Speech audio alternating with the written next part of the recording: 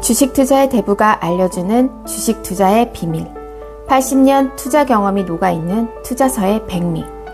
증권가에서 경배받는 교주의 위치까지 오른 사람은 오직 한 사람밖에 없다. 바로 앙드레 코스톨라니이다. 그처럼 이해하기 쉬운 말로 조언하고 일화와 재미있는 비교들을 통해 복잡한 금융시장에 흥미를 갖게 해주는 사람은 없다. 우리는 워런 버핏을 더 잘 알고 있지만 실제로 워런 버핏이 우리에게 직접 가르침을 주는 책은 없습니다. 그러나 앙드레 코스톨라니는 여러 권의 책을 통해 직접 그의 80년간의 주식 인생 경험과 지혜를 알려줍니다. 안녕하세요. 여러분과 함께 책을 읽고 책을 통해 경제적 자유를 이뤄나가는 10억 서재입니다. 오늘도 이 책에서 1%만 얻어가신다면 여러분은 성공할 것입니다. 오늘 여러분과 함께 리뷰해볼 책은 앙드레 코스톨라니의 돈 뜨겁게 사랑하고 차갑게 다루어라입니다. 유럽의 워런 버핏이라 불리는 앙드레 코스톨라니는 제가 워런 버핏보다 더 존경하고 더 좋아하는 분인데요. 국제적인 우량주의 주식을 몇 종목 산 다음 약국에 가서 수면제를 사 먹고 몇 년 동안 푹 자라. 어디선가 많이 들어봤을 이 말의 주인공입니다. 이 조언을 명심한다면 그의 예언대로 우리는 경제적 자유를 이루어 안락하고 즐거운 삶이 가능할 것입니다. 그는 투자로 크게 성공했을 뿐 아니라 문화와 예술을 사랑하며 진정으로 인생을 즐길 줄 알았던 분입니다. 이 책은 포괄적인 투자의 세계를 다루고 있는데요. 주식의 탄생 배경부터 경제의 흐름과 역사까지 한눈에 보여주는 대단한 통찰을 가지고 있습니다. 오랜 시간 주식시장에 살아남아 큰 부를 이룬 대가의 소중한 조언을 들어볼 수 있습니다. 주식 투자자라면 반드시 읽어야 할 필독서라고 생각합니다. 그가 18살이 되었을 때 그의 부모는 증권 투자를 배우도록 증권 거래인 친구가 있는 파리로 그를 유학 보냈다. 이 교육 덕택에 그의 부모는 전쟁통에 공산주의자들에게 재산을 몽땅 빼앗긴 후에도 스위스에서 편안한 노년을 보낼 수 있었다. 막내 아들인 앙드레가 그들의 재정 지원을 책임졌던 것이다. 인생을 즐기십시오. 이 말은 그가 자동차를 타고 부다페스트를 통과하면서 사람들에게 했던 말이다. 이 한마디는 그의 열정의 표현이자 그가 죽을 때까지 지켰던 일생의 잠언이었다. 앙드레 코스톨라니는 1917년 이후 한순간도 쉬지 않고 돈과 주식에 몰두했으나 결코 금전숭배주의자는 아니었다. 그가 투자할 때 심각하게 고려한 것은 돈 그 자체가 아니라 어떻게 자신의 결정이 정당성을 획득할 수 있느냐 하는 것이었다.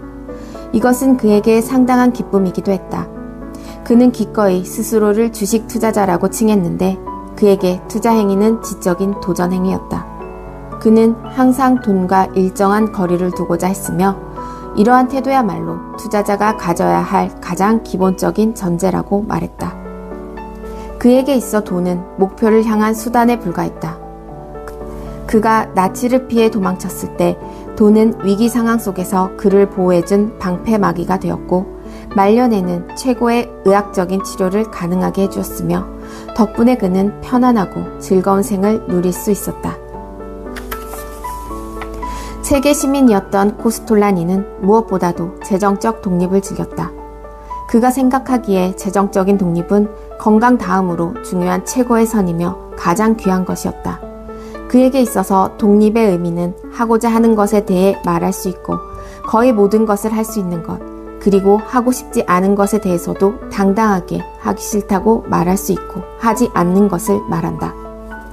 이 책은 앙드레 코스톨라니의 최후의 역작이다. 1999년 초부터 임종을 맞이할 때까지 그는 자신의 모든 것을 이 책에 쏟았다. 그래서 이 책은 매우 소중한 지침서라고 말할 수 있습니다. 자본주의와 사회주의의 차이는 한마디로 쉽게 설명할 수 있다. 크기는 하지만 공평하게 나누어지지 않는 케이크, 자본주의와 작지만 공평하게 나눠진 케이크, 사회주의. 그러나 공평하게 나눠진 케이크의 각 조각이 커다란 케이크의 가장 작은 조각보다 작다면 당신은 어떤 체제를 선택하겠는가? 그 선택은 각자의 판단에 맡긴다. 이 세계가 선택한 것은 큰 케이크였다. 그 이유는 아마도 자본주의 경제체제가 인간의 본성에 보다 가깝기 때문일 것이다. 많은 사람들에게 돈은 힘과 지위를 상징한다. 돈은 기쁨을 가져다 주기도 하고 사기꾼이나 지식꾼이 들끓게 하기도 하며 다른 사람들로부터 존경을 받게 하기도 하고 기생근성을 가진 사람이 꼬이게 하기도 한다. 그들 모두는 돈에 매료되어 있다.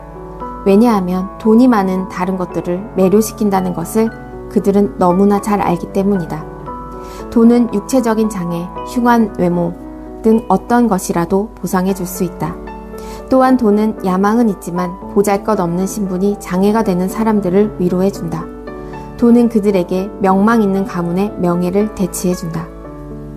무엇보다도 돈은 건강 다음의 특권인 독립성을 유지하는 데 중요한 역할을 했다. 그러나 쇼펜하우어는 돈은 바닷물과 같다. 많이 먹으면 먹을수록 더 목마르게 된다고 했다. 대다수의 의견과는 달리 한 여자가 돈 때문에 어떤 남자와 사랑에 빠지는 것을 나는 비난할 생각이 없다.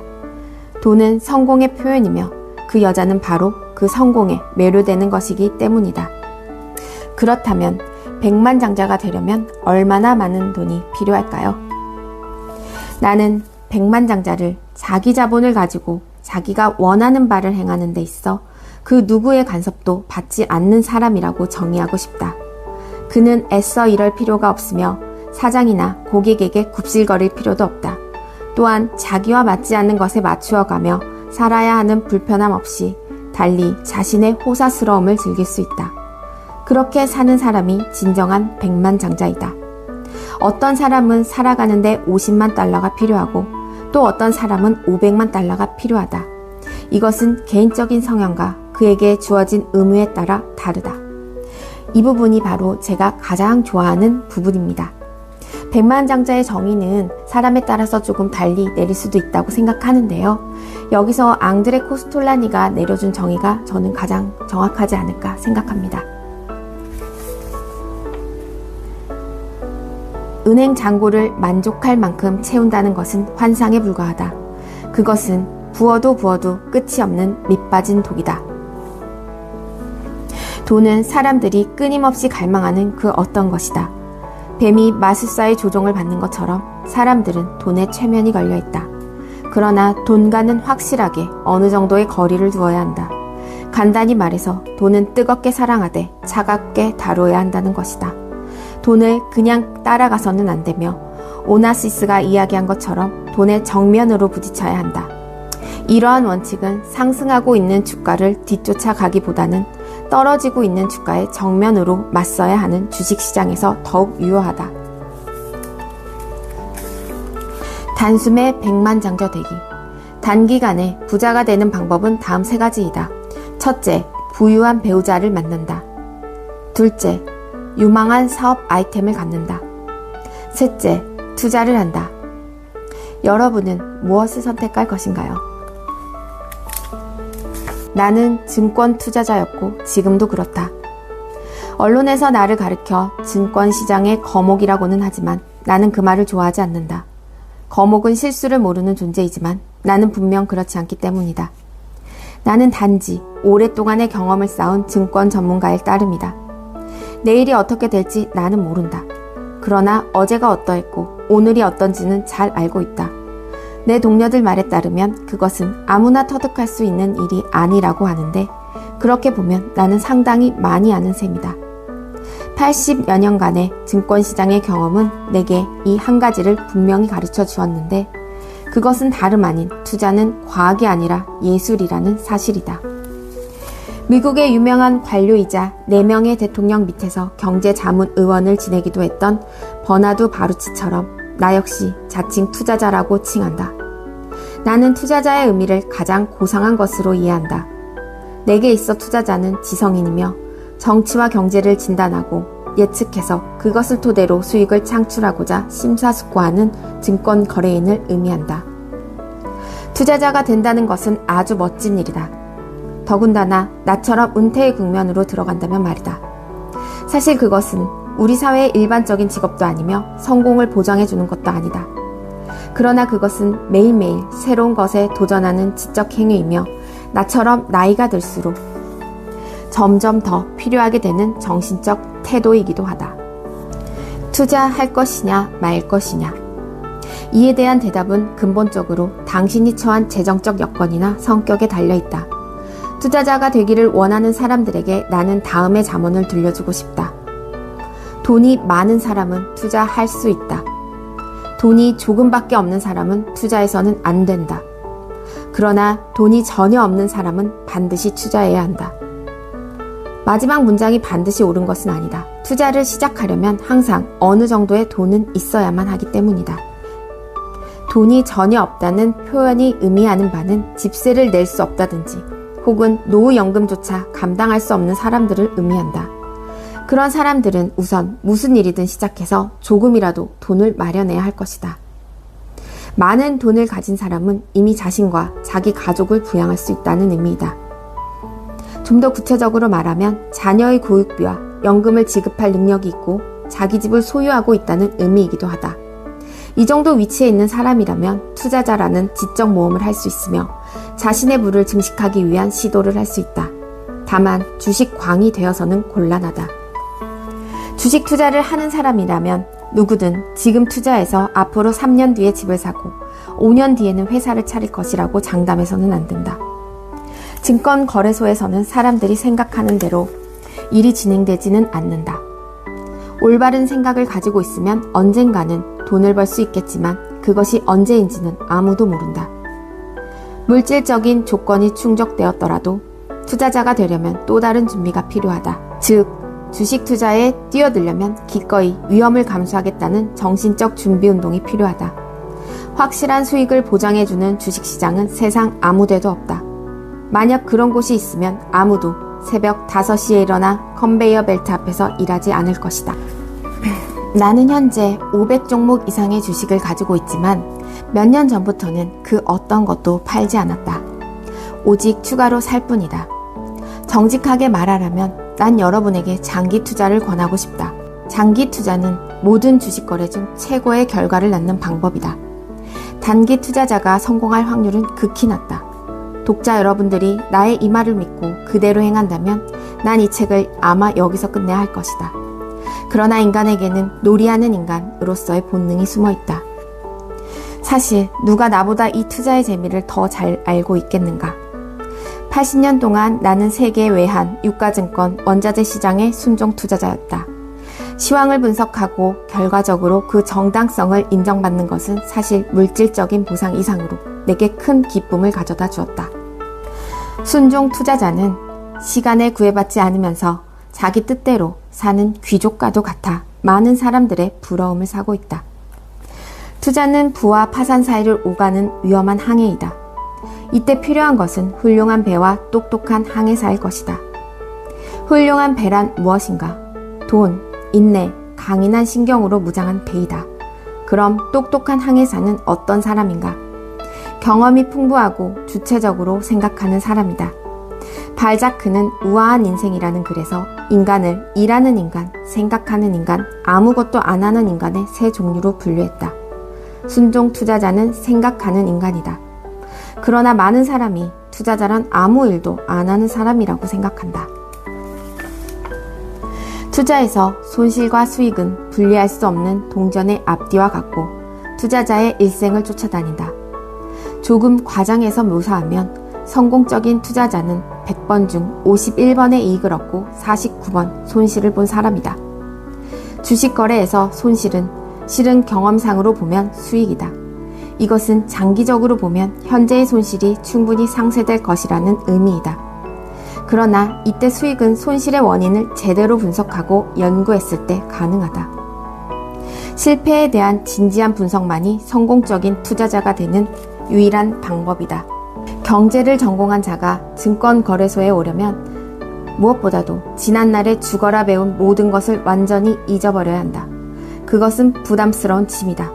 경제학 전공자가 실물 경제도 잘못 예언하는데 어떻게 증권시장을 제대로 진단할 수 있겠는가? 다른 투자 대상에 비교하면 주식이 갖는 장점은 장기적인 상승 운동에 있다. 물론 이것이 모든 기업에 해당하는 것은 아니다. 많은 기업이 주가 하락에 시달리기도 하지만 대체로 주식은 장기적으로는 항상 상승하기 때문에 다른 투자 방식보다 성공하기가 어렵지 않다. 자신의 재산을 약간 분산시키고 크고 튼튼한 기업의 주식에 투자하면 성공 가능성이 크다고 볼 수 있다. 만약 기대처럼 주가가 상승하지 않아도 초조해하기보다는 인내를 가지고 시세가 다시 오를 때까지 기다리는 것이 좋다. 한 남자가 개를 데리고 산책을 한다. 보통 개들이 그렇듯 주인보다 앞서 달려가다가 주인을 돌아본다. 그리고 다시 앞으로 달려가다가 자기가 주인보다 많이 달려온 곳을 보곤 다시 주인에게로 돌아간다. 그렇게 둘은 산책을 하면서 같은 목표에 도달하게 된다. 주인이 1km를 걷는 이 개는 앞서 가다 돌아오기를 반복하면서 약 4km를 걷게 된다. 여기서 주인은 경제이고 개는 증권시장이다. 이와 같은 예가 들어맞는다는 것은 1930년에서 1933년 대공황 후 미국 경제가 어떻게 발전했는가를 보면 알게 된다. 경제는 지속해서 발전하지만 한 걸음 혹은 두 걸음은 멈추기도 하고 뒷걸음질을 치기도 한다. 물론 그 사이 증권시장은 100번도 더 앞으로, 뒤로 전진 혹은 후진하게 되는 것이다. 요컨대 장기적인 안목으로 보면 경제와 증권시장은 같은 방향으로 진행되어 간다. 그러나 때때로 그 사이사이에 이 둘은 서로가 상반되는 방향으로 나가기도 한다. 공급과 수요의 원칙. 내가 파리 주식시장에 처음 갔던 날이 아직도 기억에 생생하다. 한 노인이 내게 와서 이봐요 젊은이, 난 당신을 오늘 처음 보는 것 같은데 누구요? 하고 물었다. 나는 전 사실 여기 오늘 처음인데요. 모 회사에서 수습사원으로 일하고 있습니다. 라고 대답했다. 그러자 그 노인은 이렇게 말하는 것이 아닌가. 그 회사 사장이 내 친구이니 자네에게 중요한 것을 하나 알려주리다. 자, 주변을 둘러보시오. 여기에서 중요한 건 단 한 가지뿐이라오. 주식이 바보보다 더 많은지 아니면 바보가 주식보다 더 많은지 말이오. 평화는 제일 중요한 것이다. 많은 사람이 내가 어떻게 해서 지난 몇십 년 동안 그렇게 낙관적일 수 있었느냐고 묻는다. 그들은 나의 수면제 이야기를 이미 들었다. 나는 거의 모든 투자자에게 주식에 투자할 것을 조언했다. 그러나 성공하려면 수면제를 먹고 푹 잠이 들어 몇 년 동안 주식시장의 움직임을 듣거나 보지 말아야 한다고 말했다. 그렇지 않다면 강세장이 다가오는데 바로 그 앞의 침체 국면에서 손해를 보며 모든 것을 팔아야 하는 시장의 분위기를 뛰어넘을 수 없기 때문이다. 주식시장은 장기적으로 경제와 분리할 수 없다. 그 때문에 투자자는 국가 경제를 그리고 전 세계가 하나의 지구촌이 된 오늘에는 세계 경제를 정확하게 관찰하고 분석해야 한다. 여기서 주의할 것은 과거가 아닌 미래가 더 중요하다는 사실이다. 별 장애 요인이 없는 경제가 성장한다면 증권시장은 다소간의 동요는 있겠으나 장기적으로는 성장할 것이다. 그 결과 주가는 떨어질 때보다 올라갈 때가 많을 것이고 투자자가 이익을 볼 기회는 늘어날 것이다. 확실한 것은 도박성을 띤 투자보다는 주식을 여러 해 동안 보유하고 있는 것이 결과가 더 좋다는 것이다. 경제 성장의 추진력은 더 높은 생활 수준에 도달하고자 하는 인간의 욕구에서 비롯된다는 것이 나의 생각이기 때문에 경제는 앞으로도 계속 성장할 것이라고 확신한다. 만약 부자들이 나태해지고 교만해지기 시작하면 또 다른 부류의 사람들이 나타나 계층 상승을 꾀하면서 지속적인 성장을 유도할 것이다. 이렇게 세상은 항상 앞으로 나아가기 마련이다.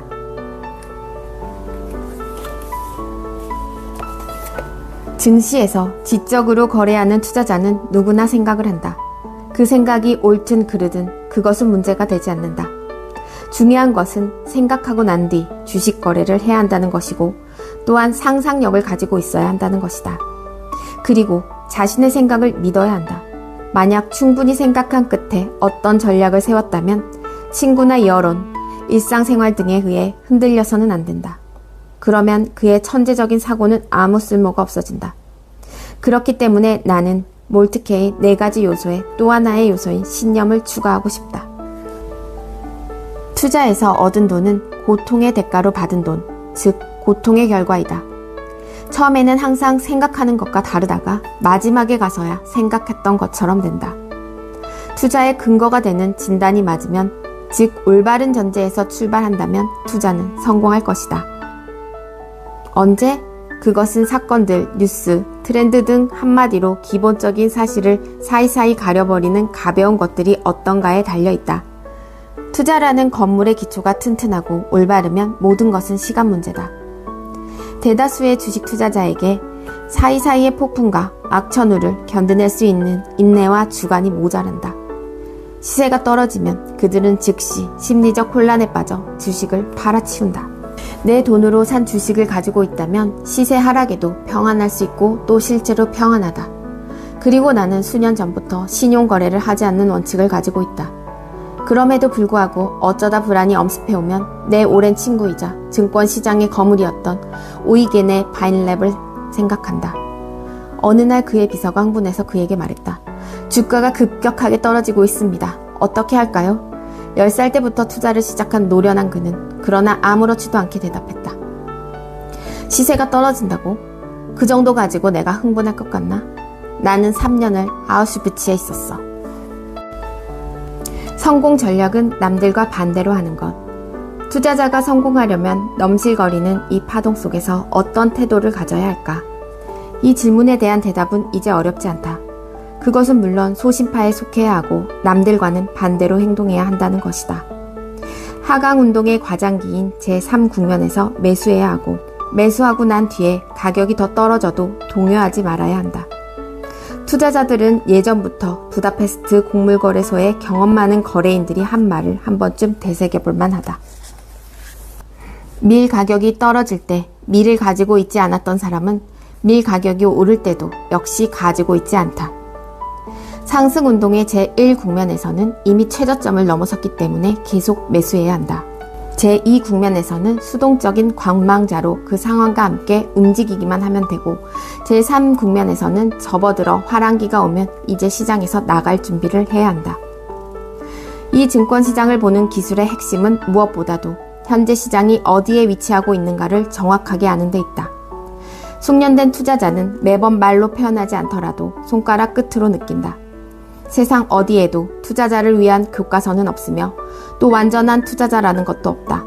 그리고 투자자가 눈 감고도 적용할 수 있을 만큼의 만병통치약도 없다. 만약 투자가 그렇게 간단하다면 누구든 돈을 벌 수 있을 것이다. 시장이 악재에도 더 이상 하락하지 않는다면 그것은 시장이 과잉 매도 상태에 있다는 징후라고도 볼 수 있다.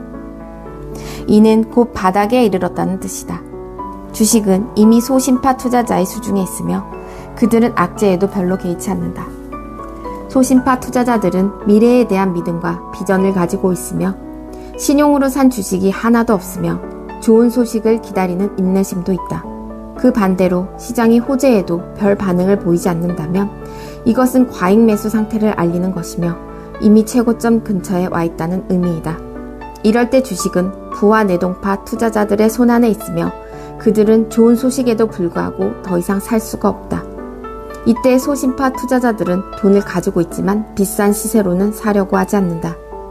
거래량 역시 많은 것을 암시해준다.